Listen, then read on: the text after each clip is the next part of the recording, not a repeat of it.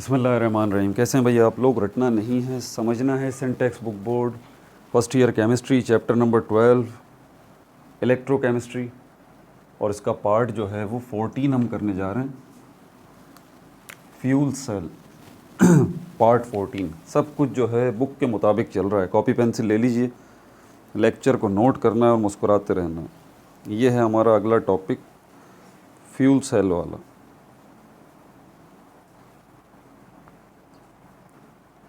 Fuel cell, एक दो topic इसके रह गए, फिर इसकी एक्सरसाइज करेंगे और आपकी बुक ये तमाम हो जाएगी। इससे पहले हम जो है वो लेड स्टोरेज बैटरी वो हम देख चुके हैं, ठीक है। अगर इससे पहला वाला पार्ट आपने नहीं देखा, part 13 secondary batteries lead storage battery, तो यहाँ पर देखिए, आपको ऊपर लिंक इसका नज़र आएगा, आप उस पर क्लिक कीजिए और पहले वो पार्ट देख लीजिए, ठीक है भाई। फ्यूल सेल की तरफ चलते हैं, लेकिन आगे बढ़ने से पहले आपको मैं आजकल जो बिजली बनाई जा रही है, इलेक्ट्रिसिटी, पूरी दुनिया में कहीं पर भी इलेक्ट्रिसिटी बन रही है, वो इस तरह नहीं बन रही जो अभी तक आपने सुना है, ये गैल्वेनिक सेल्स और ये और वो, ठीक है। अब मैं उस बिजली की बात कर रहा हूँ जो कि आपके घरों में इस्तेमाल हो रही है, ठीक है, जो आपकी इंडस्ट्रीज़ में इस्तेमाल हो रही है, वो इलेक्ट्रिसिटी वो कैसे बन रही है, ठीक है। हम ये कहते हैं ना कि बिजली पानी से बन रही है, बिजली जो है कचरे से बन रही है, बिजली जो है वो वाटर वेव्स से बन रही है। भाई ये मकाना बातें हैं, ऐसी कोई बात नहीं है। पानी से बिजली नहीं बन रही, ना कचरे से बिजली बन रही है, ठीक है। कोयले से बिजली नहीं बन रही, गैस से बिजली नहीं बन रही।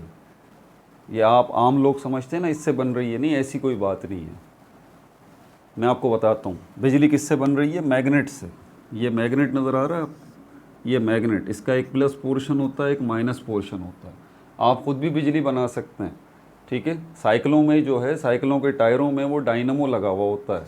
पहले डायनमो एक छोटी सी डिवाइस होती है जो पहिए पे लगी हुई होती है, ठीक है। यहाँ पर ये डायनमो लगा हुआ है और इस डायनमो से जो है वो बिजली बनती थी। जैसे जैसे आप पैडल मारते रहते थे, साइकिल चलती रहती थी, ये पहिया घूमता रहता था, ठीक है। तो क्या होता था कि ये डायनमो जो है ये बिजली बनाता रहता था, और इसी डायनमो से जो है वो वायर्स कनेक्ट होती थी। वो वायर्स आगे किससे लगी हुई होती थी, आपकी साइकिल के लाइट्स से लगी होती थी, आपकी साइकिल की लाइट्स से लगी होती थी, और लाइट्स जलती थी आपकी साइकिल की। या हॉर्न जो है, हॉर्न जो लगा हुआ है आपकी साइकिल में, वो भी बजता था। तो ये बिजली आप ख़ुद बना रहे होते थे। जितना तेज़ आप पैडल मार रहे हैं, जितनी तेज़ आप साइकिल चला रहे हैं, तो उतनी ज़्यादा बिजली बन रही है। ये डायनमो बना रहा है। अब यहाँ तो कोई कोयला नहीं जल रहा भाई, कोई गैस नहीं है यहाँ पर, तो ना तो यहाँ कोई वाटर वेव्स हैं, ठीक है, और बिजली बन रही है। कैसे बन रही है आखिर ये आजकल जो बिजली बन रही है? याद रहे मैं गैल्वेनिक सेल्स की बात नहीं कर रहा, वहाँ तो केमिकल रिएक्शन है। आजकल बिजली बन रही है मैग्नेट से। जी, इस डायनामो के अंदर भी मैग्नेट लगा हुआ है। हमारा टॉपिक फ्यूल सेल तो है, फ्यूल सेल, ठीक है, यही हमारा टॉपिक है, और इसी के बिहाफ पर ये सारी बात मैं आपको बता रहा हूँ। पिछली वीडियोस के अंदर मैंने बात नहीं बताई। तो मैग्नेट से बिजली बन रही है। आप चाहें तो इस डायनामो के बगैर घर में भी बना सकते हैं, कोई मुश्किल बात नहीं है। आपको क्या करना है, गुच्छा चाहिए सिर्फ तारों का, ठीक है। कॉपर की वायर ले लें, बहुत सारी घरों में एक्स्ट्रा तारें पड़ी हुई होंगी, ठीक है। उसके ऊपर इंसुलेशन होती है, प्लास्टिक चढ़ी हुई होती है, आपको पता है, बहुत सारी किस्मों की तारें सारी कॉपर की होती हैं घरों में। उसको लें आप, उनको हीट करें, उसको आग लगा दें। आग लगाने से जितना इंसुलेशन उसके ऊपर हुई हुई है, जितना प्लास्टिक है, वो सब पिघल जाएगा। अंदर से कॉपर की तार, पतली पतली तारें आपके पास आ जाएंगी। उनका एक गुच्छा बनाइए। उस गुच्छे को बना के इस तरह से ये गुच्छा बना हुआ, गोल शक्ल दे दीजिए, गोल शक्ल दे दीजिए, बन गया ये गुच्छा तारों का। अब आपने ये मैग्नेट लेना है, ठीक है। मैग्नेट का साइज़ छोटा कर लें इस तरह से। ये मैग्नेट आ गया। आपने क्या करना है, दो में से एक काम करें। या तो इस मैग्नेट को इस गुच्छे के बीच में से, यहाँ से घुमाएं आगे पीछे करके, यूँ ऐसे इस गुच्छे को पकड़ लें यूँ करके, और मैग्नेट इसमें से हाथ से पकड़ के ही भले यूँ यूँ यूँ यूँ यूँ यूँ यूँ यूँ करें आप इस गुच्छे में से तेज़ी के साथ। जितनी तेज़ी से आप करेंगे तो फिर पता है क्या है, ये जो मैग्नेट है ये चार्ज्ड है, ठीक है। मैग्नेट के ऊपर ये पॉजिटिव चार्ज और नेगेटिव चार्ज मौजूद होता है। ये चार्ज जो है मैग्नेट से क्या होगा, यही चार्ज कन्वर्ट हो जाएगा इस तार के अंदर। ज़्यादा डिटेल में नहीं बताऊंगा, ठीक है, क्योंकि फ़िज़िक्स नहीं है अभी हमारा, ये टॉपिक नहीं है। आसान लफ्ज़ों में समझ लीजिए कि बिजली जो है, चार्जेस जो हैं इस मैग्नेट से निकल के, ये मैग्नेट जो है ना चार्जेस से भरा हुआ है, इसमें से चार्ज निकल के इसमें आ जाएगा, इन तारों के अंदर। आपकी तारें जो हैं वो भी क्या हो जाएंगी, वो भी चार्ज हो जाएंगी। और तारों का चार्ज होने का मतलब पता है क्या है, कि अब इसके अंदर इलेक्ट्रिसिटी फ़्लो कर रही है। जी बिल्कुल। आप इस तारों के गुच्छे में से एक तार यहाँ से निकालें, गुच्छा बनाया है ना आपने, लूप बनाया है ये, तो एक तार यहाँ से निकालें और एक तार आप यहाँ से निकालें, और इसको जो है, इनको तारों को लेके आप जो है एक बल्ब जो है उसके साथ कनेक्ट कर दें। बल्ब के नीचे भी जो है वो एक, या एलईडी ले लें, उसका भी एक प्लस और एक माइनस, यानी कि एक पॉजिटिव और एक नेगेटिव पोर्शन होता है। एक तार को इससे कनेक्ट करें, दूसरी तार को यहाँ इससे कनेक्ट करें, ये बल्ब आपका एलईडी जल जाएगा। आपने देखा, इलेक्ट्रॉन्स हमने सिर्फ क्या किया है, आसान सा तरीका है, ये मैग्नेट जो है ये इलेक्ट्रॉन से भरा हुआ है। आसान, बिल्कुल आसान ज़बान में समझा रहा हूँ। हमने क्या करना है, इस मैग्नेट में से इन इलेक्ट्रॉन्स को निकाल के यहाँ इस तार के अंदर घुमा देना है। जिन बच्चों की इन डेप्थ नॉलेज होगी, या टीचर्स जो मुझे सुन रहे हैं, हो सकता है वो थोड़ा सा हंसे भी कि सर ये आप इस तरह ना बताएं, बल्कि और डीप में बता दें। नहीं यार, इतनी डीप में नहीं बता सकता हूँ, ये अभी फ़िलहाल एक कॉन्सेप्ट जनरेट हो जाए बच्चों का, ठीक है भाई। तो यहाँ से चार्जेस निकल के, इलेक्ट्रॉन्स निकल के इन तारों के अंदर फ़्लो कर रहे हैं, ठीक है। आपको क्या चाहिए, फ्लोइंग ऑफ इलेक्ट्रॉन्स ही चाहिए ना, इसी को तो बिजली कहते हैं, इसी को तो इलेक्ट्रिसिटी कहते हैं। तो यहाँ से फ़्लो ऑफ इलेक्ट्रॉन्स शुरू हो जाएगा इन तारों के अंदर। अब फ़्लो ऑफ इलेक्ट्रॉन्स शुरू हो चुका है, अब आपने इस फ़्लो ऑफ इलेक्ट्रॉन्स को आगे कन्वे करना है। ये फ़्लो ऑफ इलेक्ट्रॉन्स जो है यहाँ से आ जाएंगे, फिर ये नेगेटिव तार जो है, अब इसको नेगेटिव तार कहता हूँ, ये इलेक्ट्रॉन ये आ रहे हैं, ठीक है। यहाँ से आने के बाद ये इलेक्ट्रॉन बल्ब की मशीनरी के अंदर जा रहे हैं, यहाँ पर जा रहे हैं, यहाँ एलिमेंट लगा हुआ होता है, एलिमेंट लगा हुआ होता है बल्ब के अंदर। ये इलेक्ट्रॉन यहाँ से आ रहे हैं इस एलिमेंट के अंदर से, जो टंगस्टन का बना होता है। टंगस्टन जो है वो भी एक मेटल है, जैसे कॉपर मेटल है, इसी तरह टंगस्टन। ये टंगस्टन की वायर जो है, ऐसे इसका गुच्छा अंदर बना हुआ होता है। पुराने पीले वाले बल्ब अगर आप उठाएं ना, तो उसके अंदर आपको ये नज़र आएगा बाकायदा, ठीक है। तो ये इलेक्ट्रॉन्स यहाँ से आने के बाद यहाँ पर जा रहे हैं, इस टंगस्टन की वायर में जा रहे हैं, और एक साइड से टंगस्टन की वायर में से इलेक्ट्रॉन गुजर के दूसरी साइड से बाहर निकल रहे हैं यहाँ से। अब ये इलेक्ट्रॉन्स जो आ रहे हैं ना, ये हैं एनर्जेटिक, इनमें है एनर्जी जी। और एनर्जी कहाँ से मिल रही है, यहाँ से मिल रही है।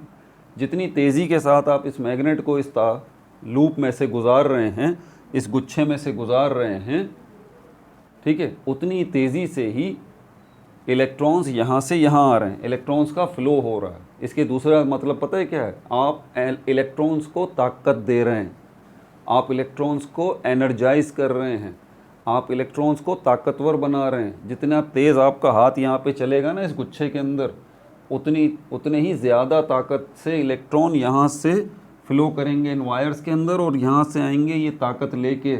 और यही ताकत यहाँ जब आएगी, यही ताकतवर इलेक्ट्रॉन जब इस टंगस्टन की वायर में से घूमेंगे, इस टंगस्टन की वायर में जाएंगे, इस ताकत को अपने अंदर टंगस्टन की वायर एब्जॉर्ब कर लेगी। किस शक्ल में, ये ताकत असल में मैं एनर्जी कह रहा हूँ, यही एनर्जी। तो जितना तेज़ आपका हाथ चल रहा है, उतनी ज़्यादा एनर्जेटिक हो रहे हैं ये इलेक्ट्रॉन्स, और ये एनर्जी लेके, इलेक्ट्रॉन्स के एनर्जेटिक होने का मतलब ये है कि उतनी तेज़ी से वो आएंगे एनर्जी को लेके, और उतनी तेज़ी से ही वो यहाँ जाएंगे इस टंगस्टन की वायर में। और यहाँ पर आने के बाद जो एनर्जी उनके अंदर है, वो एनर्जी ट्रांसफ़र हो जाएगी इस टंगस्टन की वायर के पास, और इतनी एनर्जी इस टंगस्टन की वायर के पास आ जाएगी कि ये टंगस्टन की वायर ग्लो करने लगेगी। ग्लो, ये टंगस्टन की वायर क्या करने लगेगी, ये ग्लो करने लगेगी। आपको ओवरऑल क्या नज़र आएगा, आपको ये नज़र आएगा कि ये बल्ब तो जल गया है भाई, ये बल्ब तो जल गया है, ये बल्ब रोशनी दे रहा है, ये रोशनी निकल कहाँ से रही है? इस टंगस्टन से। अगर मैं बहुत ज़्यादा डीप में नहीं जाना चाह रहा यार, असल में फिर वही बात है, अगर आप पुराने स्टूडेंट हैं, सारी वीडियोज़ अभी तक देखते हुए आ रहे हैं, तो सिर्फ इतना बता दूं और बात ख़त्म करके फ्यूल सेल की तरफ चलूं कि आपको याद होगा कि हम शुरू के लेक्चर्स में मैंने बताया था कि इलेक्ट्रॉन्स क्या होते हैं, एक्साइटेड होते हैं अपने एटम्स के अंदर और डी एक्साइटेड होते हैं। ये इलेक्ट्रॉन्स जो यहाँ से यहाँ आ रहे हैं ना, ये इतनी एनर्जी लेके आ रहे हैं कि वो एनर्जी इन इलेक्ट्रॉन्स को, इस टंगस्टन की वायर के इलेक्ट्रॉन्स को देंगे, वो एक्साइटेड होंगे, डी एक्साइटेड होंगे, और एक्साइटेड होने के बाद जब डी एक्साइटेड होंगे तो इसमें से क्या क्या रिलीज़ करेंगे? वो फोटोन एनर्जी, दूसरे लफ्ज़ों में वो लाइट रिलीज़ करेंगे भाई। इसी टंगस्टन की वायर के अंदर लाखों करोड़ों एटम्स के अंदर जो इलेक्ट्रॉन्स हैं वो एक्साइटेड और डी एक्साइटेड होंगे और एनर्जी रिलीज़ करेंगे। किस शक्ल में? लाइट की शक्ल में, जो आपको नज़र आ रही होगी यहाँ पर। तो जितनी ताकत से आप इलेक्ट्रॉन्स को यहाँ पर भेजेंगे, जितना ताकतवर बना के आप इलेक्ट्रॉन्स को यहाँ से यहाँ तक भेजेंगे, जितना एनर्जेटिक आप इलेक्ट्रॉन्स को करके यहाँ से यहाँ तक भेजेंगे, वो सारी एनर्जी यहाँ पर इस टंगस्टन के एटम्स के अंदर इलेक्ट्रॉन्स को मिलेगी और वो उतने ज़्यादा ही एक्साइटेड होंगे और डी एक्साइटेड होंगे जब, तो उतनी ज़्यादा ही एनर्जी रिलीज़ करेंगे। किस शक्ल में? लाइट की शक्ल में। समझ में आ रही है बात आपको? और एनर्जी यहाँ पर ये इलेक्ट्रॉन देने के बाद ये दूसरी तार से ये इलेक्ट्रॉन वापस आ जाएंगे और यहाँ से ये इलेक्ट्रॉन ये चले गए दोबारा इस वायर के अंदर। समझ में आ गई बात? ये है सारा का सारा सिनेरियो। तो आजकल जो बिजली बन रही है वो मैग्नेट से बन रही है। आपको मैग्नेट को सिर्फ इस लूप के अंदर से घुमाना है। मैंने दो तरीके बताए थे, या तो इस लूप के अंदर से आप मैग्नेट को घुमाइए, या फिर लूप को मैग्नेट के आगे पीछे घुमाइए। दोनों तरीके हैं, बात वही है। या तो मैग्नेट को लूप के अंदर से घुमाइए इस तरह, ये जो गुच्छा है इसके अंदर से पकड़ के ऐसे घुमाएं, अपने हाथ से पकड़ के आप घुमाएं, आपकी मर्ज़ी है, ठीक है। या फिर इस लूप को जो है इस मैग्नेट के आगे पीछे घुमाएं। दोनों में से एक काम करें। अब ये जो आगे पीछे आप घुमा रहे हैं, तो आगे पीछे घुमाने के बाद आप चक्कर में भी घुमा सकते हैं, सर्किल में भी घुमा सकते हैं, इस तरह से मैग्नेट बीच में रख के लूप को, या फिर अंदर मैग्नेट को ऐसे सर्किल में भी घुमा सकते हैं। बस आपको घुमाना है मैग्नेट को। यहाँ पर क्या कर रहे हैं आप साइकिल बहुत तेज़ चला रहे हैं।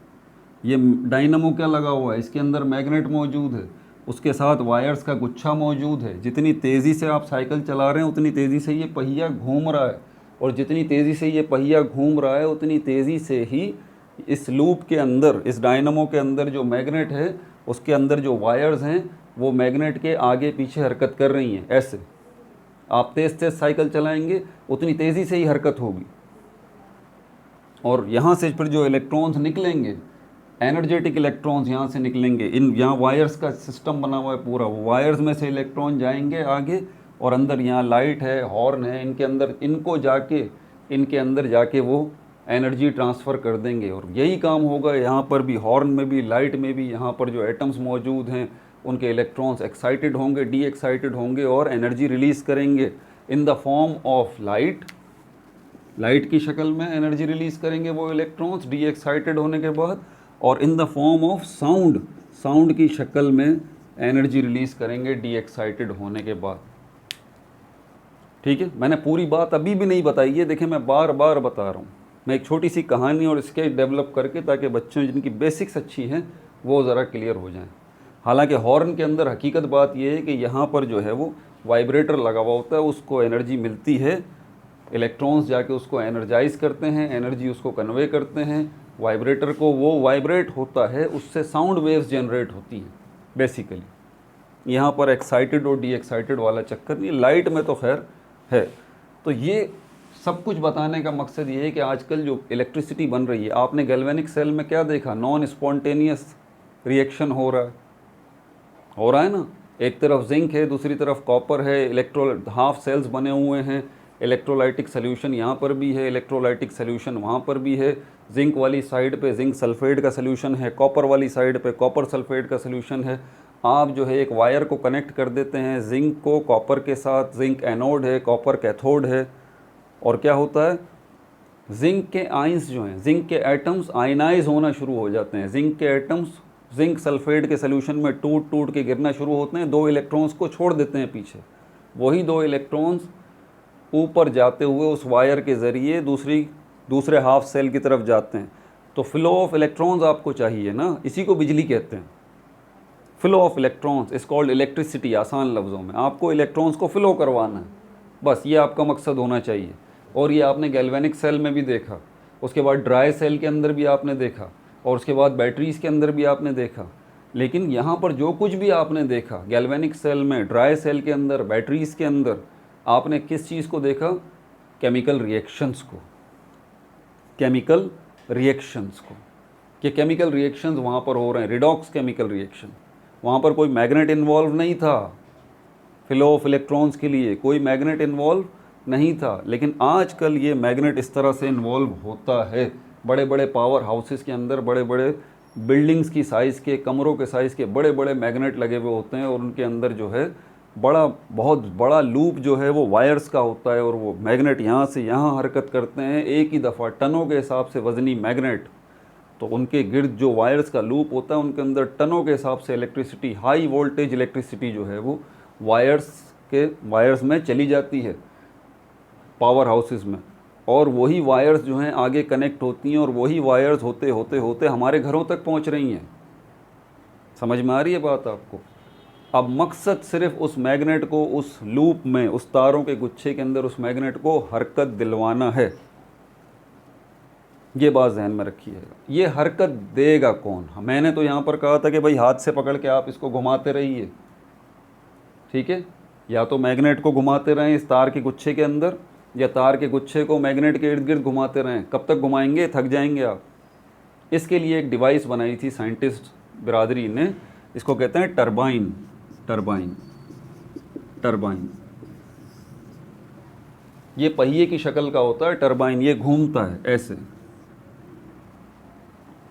अब इस टरबाइन को घुमाना है बस, जिसके अंदर ये मैग्नेट लगा हुआ है।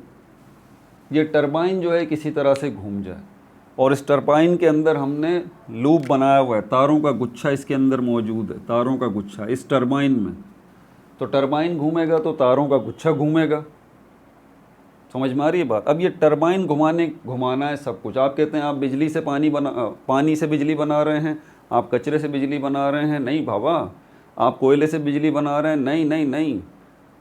आप न्यूक्लियर एनर्जी से बिजली बना रहे हैं। नहीं, ये आपको बिजली बना के नहीं दे रहे, ये आपको वो चीज़ दे रहे हैं जिसकी मदद से आप इस टरबाइन को घुमा सकते हैं। और वो चीज़ पता है क्या है? वो है प्रेशर। प्रेशर, प्रेशर इसको मिलेगा। Pressure is a type of force ना, तो फोर्स इस पर लगेगी टरबाइन पे तो ये घूमेगा। ये प्रेशर पता है कौन देगा? ये प्रेशर स्टीम देगा। स्टीम कहाँ से मिलेगी आपको? वाटर से मिलेगी। कब मिलेगी? जब वाटर को आप हीट करेंगे। तो बेसिकली आपको हीट चाहिए। जब हीट मिलेगी, जब आप कोयला जलाएंगे ना, हम कहते हैं कोयले से बिजली बना रहे हैं, कचरे से बिजली बना रहे हैं, तो कोयले से बिजली नहीं बन रही, कोयले को आप जला रहे हैं, बर्न कर रहे हैं। तो जलाने पर जो है वो क्या हो रहा है? कोयला, उससे हीट निकल रही है। वो हीट जो है वो किसको मिल रही है? पानी को मिल रही है। पानी बॉयल हो रहा है, उससे स्टीम बन रही है। स्टीम प्रेशर लगाएगी टरबाइन के ऊपर, टरबाइन घूमेगा तो इसके गिर्द जो तारों का गुच्छा है वो भी घूमेगा।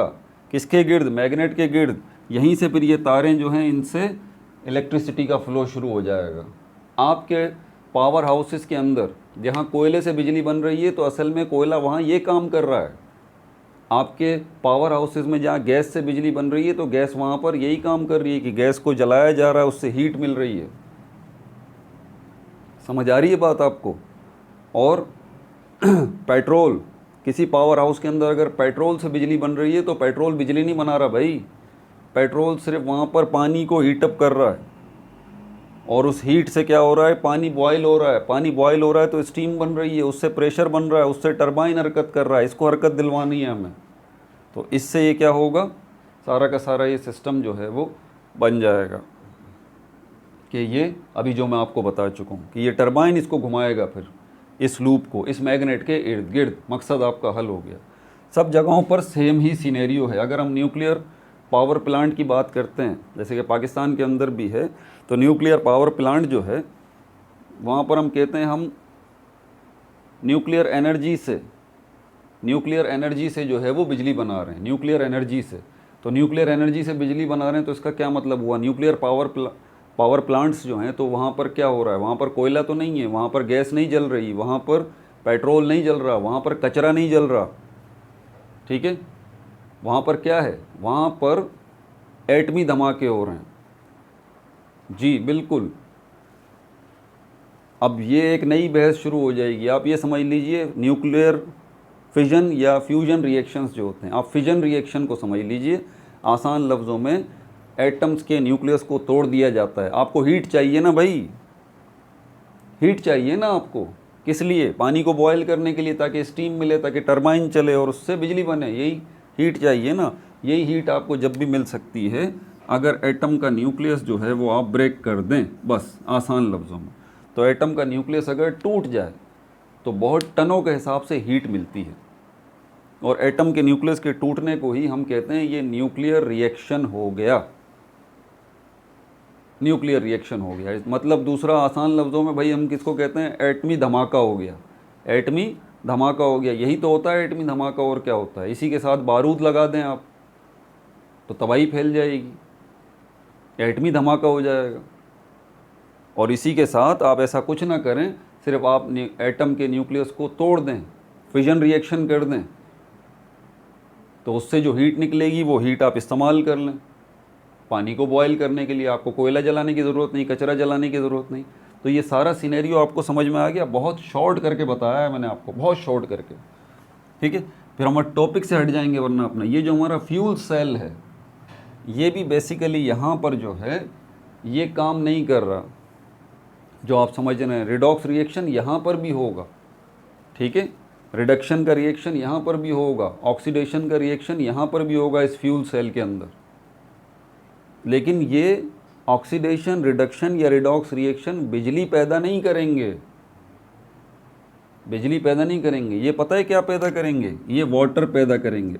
वाटर पता है किस शक्ल में, स्टीम की शक्ल में, स्टीम। आपको पता है प्रोडक्शन ऑफ वाटर जो है ये एक्सोथर्मिक रिएक्शन है। जितना ज़्यादा पानी बनता है, किससे बनता है, हाइड्रोजन गैस और ऑक्सीजन गैस से ना, हाइड्रोजन गैस और ऑक्सीजन गैस मिलती है तो पानी बनता है ना, ये एक्सोथर्मिक रिएक्शन है। तो इन फ्यूल सेल्स के अंदर ही एक्सोथर्मिक रिएक्शन करवाया जाएगा जिसकी मदद से पानी बनेगा। पानी किस शक्ल में, स्टीम की शक्ल में, एक्सोथर्मिक रिएक्शन होगा। तो पानी जो बनेगा इसके साथ प्लस हीट, हीट हमें मिलेगी। हमें क्या चाहिए, हमें हीट ही तो चाहिए, इसीलिए तो कोयला जला रहे हैं, इसीलिए तो गैस जला रहे हैं, इसीलिए तो कचरा जला रहे हैं, इसीलिए तो न्यूक्लियर रिएक्शन कर रहे हैं, ताकि हीट मिले। भाई हीट मिलेगी तो फिर क्या करेंगे, हम पानी को बॉयल करेंगे। आप देखें हाइड्रोजन और ऑक्सीजन गैसेस की मदद से आपको स्टीम डायरेक्टली मिल रही है। यही स्टीम जो यहाँ पर फ्यूल सेल के अंदर आपको ये स्टीम मिल रही है, इसी से आप क्या करेंगे, इसी के प्रेशर को यूज़ करेंगे, इसी के प्रेशर को यूज़ करेंगे और उससे क्या करेंगे, ये प्रेशर टरबाइन को चलाएगा। टरबाइन चलेगा तो आगे पूरा पहिया जो मैंने आपको बताया सर्किल चलता चला जाएगा मैग्नेट के इर्द गिर्द और बिजली बनना शुरू हो जाएगी, ठीक है। अब यहाँ पर हमारे पास फ्यूल सेल बहुत सारी किस्मों के होते हैं। अभी जिस फ्यूल सेल को हम डिस्कस करने जा रहे हैं ना, ठीक है, उस फ्यूल सेल का नाम है हाइड्रोजन ऑक्सीजन फ्यूल सेल। मेरे ख्याल में यही लिखा हुआ है इसका नाम, हाइड्रोजन ऑक्सीजन फ्यूल सेल। बहुत सारी किस्मों के फ्यूल सेल होते हैं, ठीक है। ये जो है हमारे पास हाइड्रोजन ऑक्सीजन फ्यूल सेल है, hydrogen oxygen fuel cell, hydrogen oxygen fuel cell ये कहलाता है। ये कैसा होता है, ऑब्वियस सी बात है, यहाँ पर एनोड भी तो होगा ना, एनोड भी होगा और कैथोड भी होगा और इलेक्ट्रोलाइट भी होगा, इलेक्ट्रोलाइटिक सोल्यूशन ना, सोल्यूशन भी तो होता है, याद है ना, पिछली वीडियोस अभी तक देखते हुए आ रहे हैं तो इतना तो पता है आपको। ये तीन चीज़ें तो यहाँ पर होंगी। ये जो एनोड होगा ये एक रॉड होगी। सर कौन सी नई बात बता रहे हैं, रॉड तो बिल्कुल होगी, किसने मना किया। कैथोड क्या होगा, ये भी एक रॉड होगी। किसकी रॉड्स होंगी, ये कार्बन की रॉड्स होंगी, कार्बन की, लेकिन इसके ऊपर प्लैटिनम की कोटिंग हुई होगी, प्लैटिनम की कोटिंग हुई होगी इस कार्बन की रॉड के ऊपर। ये भी सेम सिस्टम है, ये कैथोड भी कार्बन का ही बना हुआ होगा, इसके ऊपर प्लैटिनम की कोटिंग हुई भी होगी। ठीक है भाई। इसके बीच में अच्छा ये हो गया, प्लैटिनम कोटिंग हो गई। ठीक है। और ऑक्सीजन गैस जो है अब उसकी ज़रूरत पड़ेगी यहाँ पर। बहरहाल आगे चलते हैं अभी इसके अंदर। यहाँ पर इसके बीच में जो है वो सॉल्यूशन एक भरा हुआ होगा, मैं देख लूँ, शायद भूल गया। हाँ, पोटेशियम हाइड्रोक्साइड का सॉल्यूशन होगा। ये सॉल्यूशन जो यहाँ पर होगा, ये एनोड हो गया, ये कैथोड हो गया, और ये जो सॉल्यूशन है ये किसका है? पोटेशियम हाइड्रोक्साइड का। आपको पता है सॉल्यूशन का मतलब ही ये है कि पोटेशियम हाइड्रोक्साइड इस शक्ल में नहीं होगा, बल्कि पोटेशियम आइंस और हाइड्रोक्साइड आइंस इस शक्ल में ये मौजूद होगा। ठीक है भाई। यहाँ से हम हाइड्रोजन गैस जो है वो इंसर्ट करेंगे इसके अंदर से, क्योंकि ये पोरस होगा। पोरस मीन्स इसके अंदर होल्स बने हुए होंगे, इसमें होल्स बने होंगे। इस एनोड में हाइड्रोजन गैस यहाँ से इंट्रोड्यूस कराएंगे हम। हाइड्रोजन गैस इसमें से जाके इस सॉल्यूशन में आएगी। यहाँ से भी यही होगा, ये भी पोरस है, ये भी पोरस है, इसमें भी होल बने हुए। ऑक्सीजन गैस जो है वो यहाँ से यहाँ पर आ जाएगी। समझ में आ गई बात आपको? यहाँ पर ये आने के बाद अब सिंपली हाइड्रोजन और ऑक्सीजन गैस मिलेंगे और इसके नतीजे में क्या बनेगा? पानी बनेगा। किस शक्ल में बनेगा? स्टीम की शक्ल में बनेगा। पानी किस शक्ल में बनेगा? स्टीम की शक्ल में बनेगा।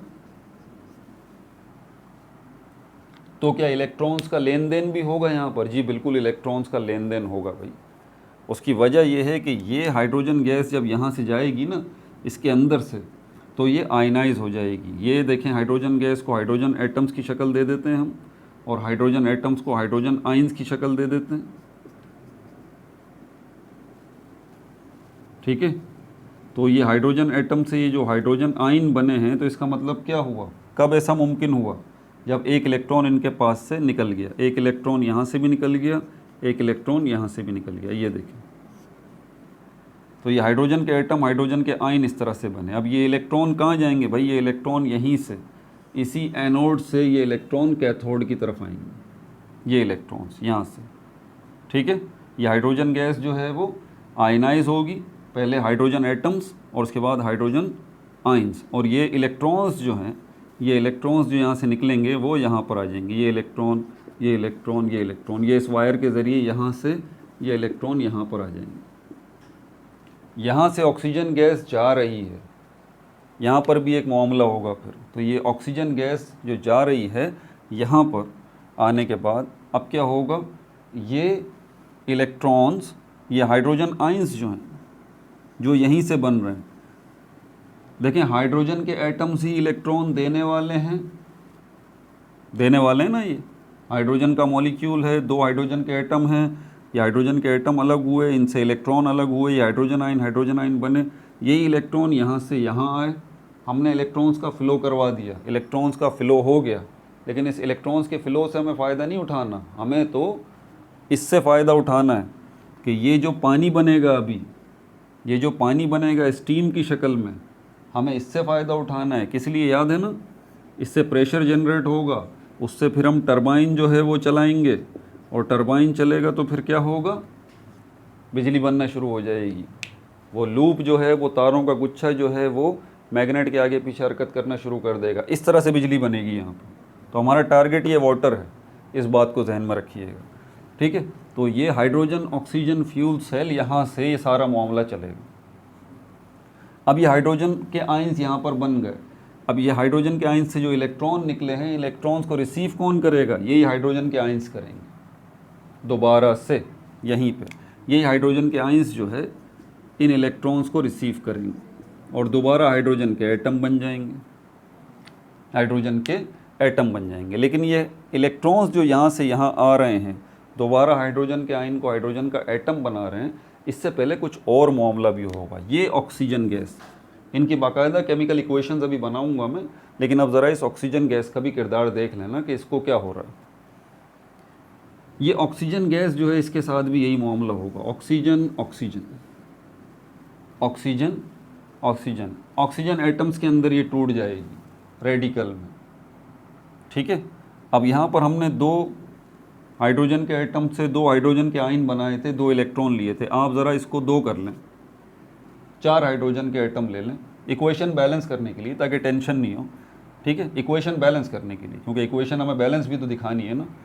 तो यहाँ पर ये 4 हाइड्रोजन के एटम अलग होंगे, तो यहाँ पर फिर आपको 4 हाइड्रोजन के आयन्स मिलेंगे और इसका मतलब आपको 4 इलेक्ट्रॉन मिलेंगे। तो ये 4 इलेक्ट्रॉन यहाँ से यहाँ जा रहे हैं, यहाँ से यहाँ ये 4 इलेक्ट्रॉन जा रहे हैं, और यहीं पर ये 4 हाइड्रोजन आयंस के साथ ये 4 इलेक्ट्रॉन मिलेंगे। तो 4 हाइड्रोजन के एटम आपके पास यहाँ आ जाएंगे, 4 हाइड्रोजन के एटम आ गए। अब क्या मामला है यहाँ पर,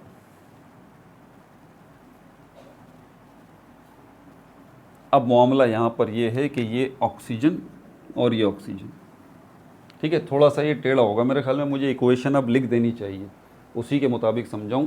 अभी तक बहरहाल कहाँ तक समझ लिया, हाइड्रोजन गैस यहाँ से आ रही है एनोड से, ऑक्सीजन गैस यहाँ से आ रही है। हाइड्रोजन गैस आयनाइज हो रही है, इलेक्ट्रॉन्स निकल रहे हैं, यहाँ जा रहे हैं कैथोड से, यहाँ तक आ रहे हैं। जो पिछली वीडियो देखते हुए आ रहे हैं बच्चे पहले पार्ट से अभी तक, उनको तो कोई प्रॉब्लम नहीं होगी, वो तो समझ जाएंगे। अब इसकी इक्वेशन लेकर डायरेक्टली आपको मैं समझा देता हूँ। यहाँ डायरेक्ट इक्वेशन जो है वो लिखता हूँ, ज़रा ध्यान से देखिएगा, इसको नोट करें एहतियात के साथ। स्टेप्स जो है इसके थोड़े से, आपको पता है हमेशा की तरह कॉम्प्लिकेटेड होते हैं।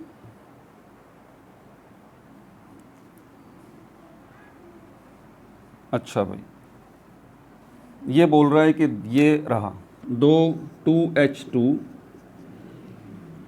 प्लस 4 हाइड्रोक्साइड आयंस, ये मिल रहे हैं, उससे 4 H2O के मॉलिक्यूल बन रहे हैं और 4 इलेक्ट्रॉन्स मिल रहे हैं। ये सब कहाँ पर हो रहा है, एनोड पे, ठीक है भाई। हाइड्रोजन गैस, हाइड्रोक्साइड आयन कहाँ मिल रहे हैं, ये इस जगह पे, एनोड पे। अभी ये एनोड की दास्तान बताइए आप। कैथोड को भी एक ही दफ़ा लिख लेते हैं।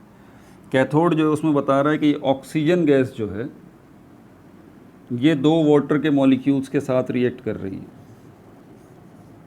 2 वाटर के मॉलिक्यूल्स के साथ रिएक्ट कर रही है, और 4 इलेक्ट्रॉन्स भी यहाँ पर आ रहे हैं,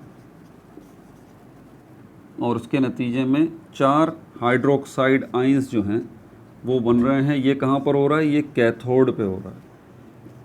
ये कहाँ पर हो रहा है, ये कैथोड पे हो रहा है। बस इसको फिनिश करते हैं इस इक्वेशन को सामने रख के। अब ये 4 हाइड्रोक्साइड आयंस आए कहाँ से, और ये 4 वाटर के मॉलिक्यूल बने कहाँ से। हाँ, 4 वाटर के मॉलिक्यूल, 4 इलेक्ट्रॉन। देखिए यहाँ ये एनोड पे हो रहा है, ये कहीं से तो आए होंगे ना यार। ये जो सोल्यूशन है पोटेशियम हाइड्रोक्साइड का सोल्यूशन, ये किस में बनाया है आपने, पोटेशियम हाइड्रोक्साइड को किस में डाला है, पानी में। ये पानी का सोल्यूशन है, तो यहाँ पर भी हाइड्रोक्साइड आयंस जो हैं वो मौजूद हैं, हाइड्रोक्साइड आयंस यहाँ पर भी मौजूद हैं, और पोटेशियम आयंस भी यहाँ पर मौजूद हैं, और H2O के मॉलिक्यूल्स भी यहाँ पर मौजूद हैं। इस सोल्यूशन की बात कर रहा हूँ।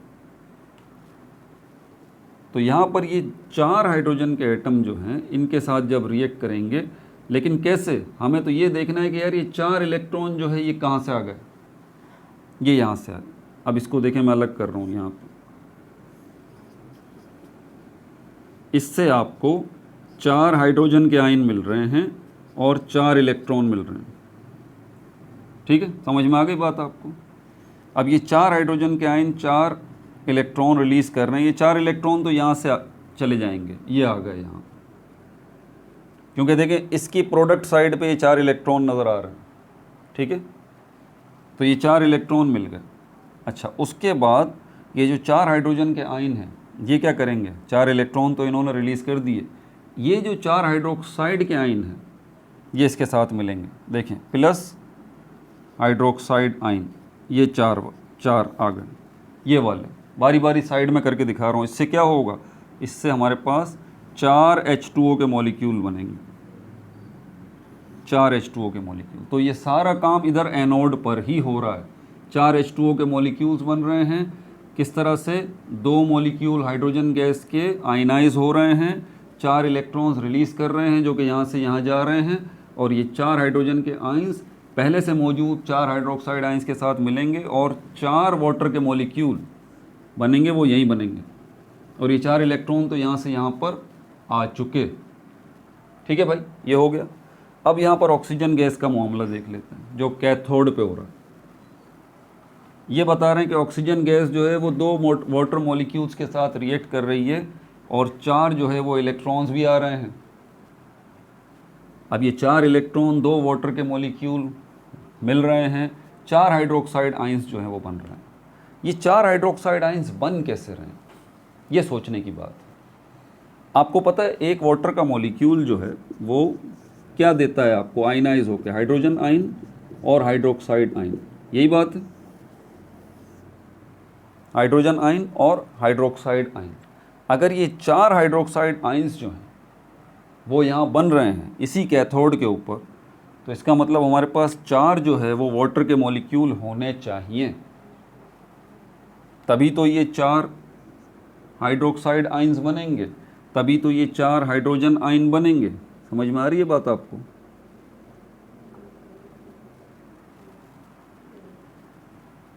तो अब यहाँ पर ऑक्सीजन और ये 4 यहाँ पर इस तरह से, ये कैसे होगा, ये देखिए, ये जो 4 इलेक्ट्रॉन है, ज़रा ध्यान से देखिएगा, ठीक है, इसको ज़रा यहाँ साइड में कर देते हैं। ये जो 2 आपको ऑक्सीजन के एटम नज़र आ रहे हैं, ये इस तरह से, ये जो एक आपको ऑक्सीजन का मॉलिक्यूल नज़र आ रहा है, ऑक्सीजन का एटम, ऑक्सीजन का एटम, ये जो आपको 2 वाटर के मॉलिक्यूल नज़र आ रहे हैं, ये आयनाइज होंगे किसमें, 2 hydrogen ion plus 2 hydroxide ion.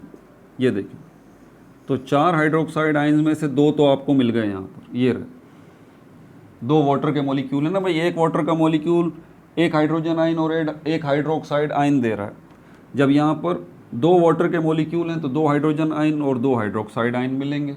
ये 4 इलेक्ट्रॉन यहाँ से यहाँ आ चुके हैं। अच्छा, ऑक्सीजन के साथ क्या मामला होगा, मैंने पहले ही आपको बता दिया। ये जो 4 इलेक्ट्रॉन हैं, अब इनका मामला यहाँ से शुरू होगा। ये 4 इलेक्ट्रॉन जो हैं इनको अलग अलग कर लें, एक इलेक्ट्रॉन, दूसरा इलेक्ट्रॉन, तीसरा इलेक्ट्रॉन, चौथा इलेक्ट्रॉन। इनमें से ये जो 2 इलेक्ट्रॉन है ये इसके पास आएंगे बारी बारी और इसको बनाएंगे ऑक्साइड आयन, बन गए, ठीक है। और अब ये कितने हो गए हमारे, ये क्या हो गया हमारे पास, ये हो गए 2 ऑक्साइड आयन।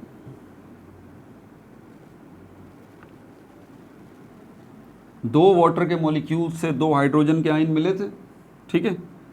एक ऑक्सीजन के मॉलिक्यूल से 2 ऑक्सीजन के एटम मिले, फिर उनके साथ एक एक इलेक्ट्रॉन यहाँ पर ये आ गया, ऑक्साइड के आयंस बने।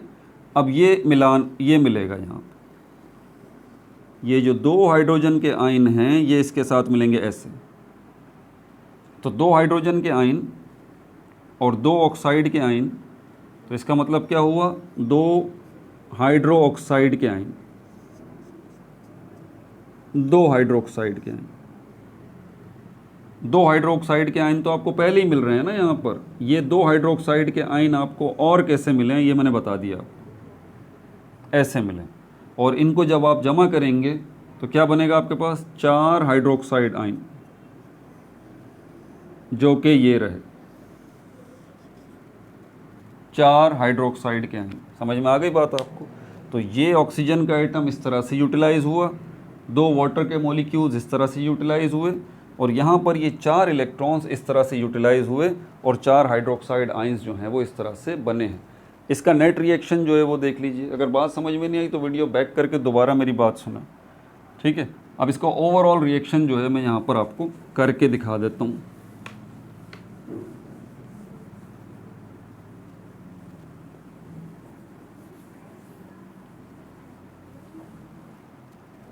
अब इस इक्वेशन की लेफ्ट हैंड साइड पे देखें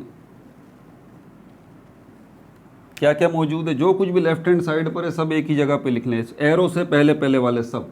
अब इसका नेट रिएक्शन आ रहा है आपके सामने, नेट रिएक्शन में प्लस माइनस वाला मामला होता है। अब यहाँ पर 2 आ गए हाइड्रोजन गैस के मॉलिक्यूल, 4 हाइड्रोक्साइड आयन के molecule, 4 hydroxide ion plus 2 oxygen gas के मॉलिक्यूल, और प्लस 2 वाटर के मॉलिक्यूल, और प्लस 4 इलेक्ट्रॉन, ये आ गए, ठीक है भाई, ये हो गया। अब इस साइड पे क्या है, एरो की इस साइड पर 4 वाटर के मॉलिक्यूल हैं plus 4 hydroxide ion plus 4 electron हैं और plus 4 hydroxide ion.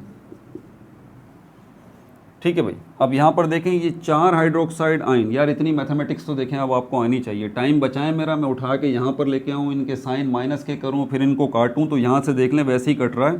Plus 4 hydroxide ion plus 4 hydroxide ion, ये कट जाएंगे, ये कट गए, ये कट गए। ठीक हो गया। वाटर के मॉलिक्यूल्स यहाँ पर देख लें आप, ये वाटर के मॉलिक्यूल्स 2 जो हैं यहाँ पर, ये मैं वहाँ पर लेके जाऊँगा तो क्या होगा, माइनस के हो जाएंगे। 4 वाटर के मॉलिक्यूल पड़े हैं, 4 वाटर के मॉलिक्यूल्स में से ये 2 वाटर के मॉलिक्यूल जो है वो चले जाएंगे, तो यहाँ पर क्या बचेगा, 2 वाटर के मॉलिक्यूल बचेंगे। ठीक है। ये 4 इलेक्ट्रॉन यहाँ पर मौजूद हैं, 4 इलेक्ट्रॉन यहाँ पर मौजूद हैं। चाहें तो इन 4 इलेक्ट्रॉन को वहाँ ले जाएं या इन इलेक्ट्रॉन को यहाँ ले आएँ। इन्होंने कटना तो है तो यहाँ काट दें आप, ये 4 इलेक्ट्रॉन कट गए। तो इस साइड पर 4 हाइड्रोक्साइड आयन भी ख़त्म हो गए, 4 इलेक्ट्रॉन भी ख़त्म हो गए, 4 मॉलिक्यूल में से 2 मॉलिक्यूल आपके पास बच गया। यहाँ पर क्या हुआ, ये भी, इसको भी काट देते हैं, कहानी ख़त्म हो गई इसकी। 2 वाटर के मॉलिक्यूल वहाँ चले गए, ये भी ख़त्म। यहाँ पर ये, अब यहाँ बचता क्या है, अब यहाँ पर 2 हाइड्रोजन गैस के मॉलिक्यूल, 1 ऑक्सीजन गैस का मॉलिक्यूल, और यहाँ पर क्या बचता है, बड़ा सा एरो बनाऊँ तो सिर्फ ये बचता है 2 वाटर के मॉलिक्यूल, और यही है आपका क्या, नेट रिएक्शन। ठीक है भाई, ये भी तमाम हुआ। अगला जो टॉपिक है हमारा कोरोजन एंड इट्स प्रिवेंशन, ये टॉपिक होगा। अपना बहुत ज़्यादा ख्याल रखिएगा। No like no subscribe, only share.